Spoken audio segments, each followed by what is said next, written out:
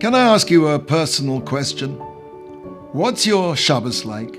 Does every Shabbat make you feel suffused with holiness?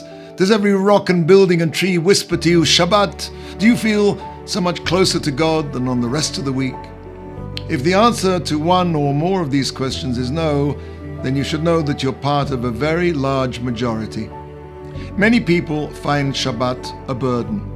You can't watch TV, you can't use the phone, you can't go to the ball game, you can't go shopping, you can't do this, you can't do that. When's it going to be dark already?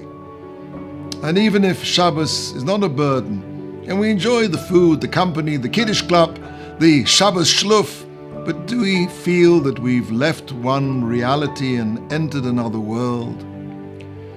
Why don't we feel that Kedusha, that holiness? Why don't we feel Shabbat? Many years ago, I remember I had a magic Shabbos.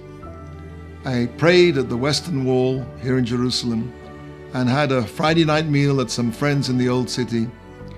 And after the meal, as I was walking back to my apartment, I don't know why, but I stopped for a moment and closed my eyes. I took a deep breath and said very quietly to myself, Shabbos.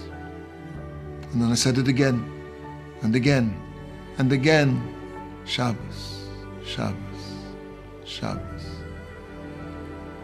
I walked through the magical streets of Mea Sharim and came upon a small shul, a small synagogue. I went in and opened up a Gemara that I was learning, and I started to learn in the shul. I'd never been in that shul before, and I'm pretty sure that I couldn't find it again. Maybe it only existed for that one night. Who knows? I learned there for a while. It could have been a few minutes or it could have been an hour. And then I got up and I walked home. I got into bed. And my last words before sleep were, Shabbos, Shabbos.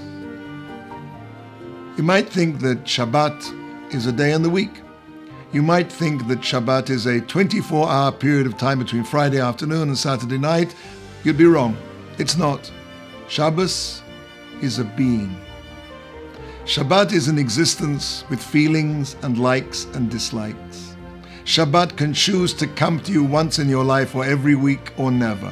Because if you never felt Shabbat, that's because it never came to you. It didn't feel comfortable with you.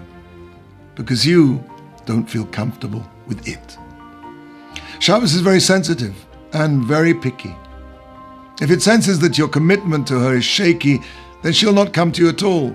You can light your Shabbat lights, you can make Kiddush and eat your cholent to your heart's content, but if you're not really there for her, for Shabbos, she knows that, she senses that, and she won't spend Shabbat with you.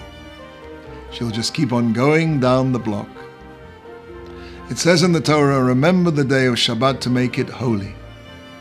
Every week we have to remember to make Shabbat holy, to exert ourselves and to infuse those precious hours with Torah, with enthusiasm, with holiness.